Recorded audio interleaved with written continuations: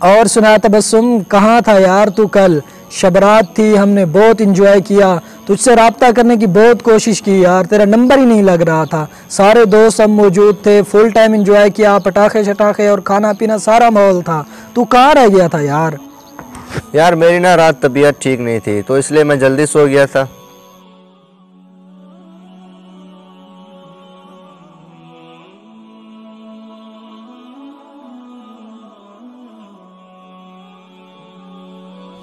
سناؤ تجھے بھائی، کہاں جا رہے ہو اور اس میں کیا ہے؟ خوشبو تو ماشاءاللہ بہت اچھی آ رہی ہے اس سے۔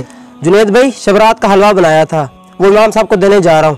اچھا ماشاءاللہ، حلوہ ہے اس لیے خوشبو اچھی آ رہی تھی۔ اچھی بات ہے، اچھی بات ہے، جلدی کریں، امام صاحب کو دے کریں، پھر ملتے ہیں انشاءاللہ۔ آپ جائیں، ابھی بعد میں ملتے ہیں۔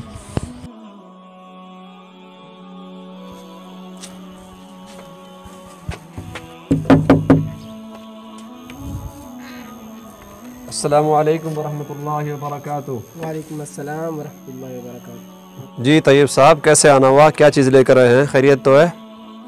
امام صاحب، شب برات کا حلوہ ہے، یہ قبول کیجئے۔ طیب بھائی، آپ کو کس نے کہہ دیا کہ شب برات پہ حلوہ بنانا پڑتا ہے؟ ہم تو ایسی چیزیں قبول نہیں کرتے، برائے مہربانی اپنا حلوہ واپس لے جائیں۔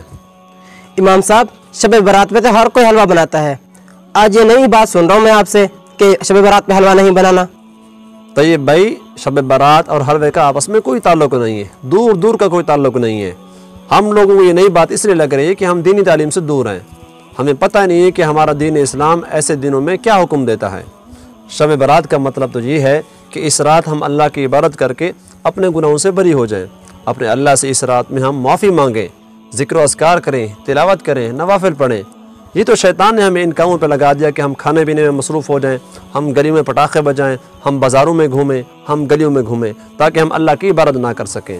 یہ سب شیطانی کھیل ہے، شیطانی چالیں ہیں، ہمیں ان کاموں سے بچنا چاہیے۔ چلے امام صاحب، یہ حلوہ تو قبول کر لیں، یہ کوئی حرام تو نہیں ہے، ہم اگلے سال عبادت کر لیں گے۔ تو یہ بھائی، میں جانتا ہوں کہ حلوہ حرام نہیں ہے، لیکن اگر میں نے قبول کر لیا اور کھا لیا تو لوگ سمجھیں گے کہ یہ جائز ہے حلوہ بنانا اور کھانا، تو ہمیں چاہیے کہ ہم عبادت کریں، حلوے پٹاخے یہ چیزیں رہنے دیں۔ آپ ایسا کریں، اپنا حلوہ گھر واپس لے جائیں اور گھر والوں کو بھی سمجھائیں کہ امام صاحب نے یوں فرمایا کہ ہمیں عبادت کرنی چاہیے، حلوے کھیرے وغیرہ نہیں کھانی چاہیے اس رات، تاکہ آپ کے گھر والوں تک بھی پیغام پہنچ جائے اور وہ آگے لوگوں تک پیغام انشاءاللہ پہنچا دیں گے۔ جزاک اللہ خیر۔ امام صاحب، رہنمائی کا شکریہ، آپ کا پیغام میں آگے پہنچا دوں گا۔ جزاک اللہ خیر۔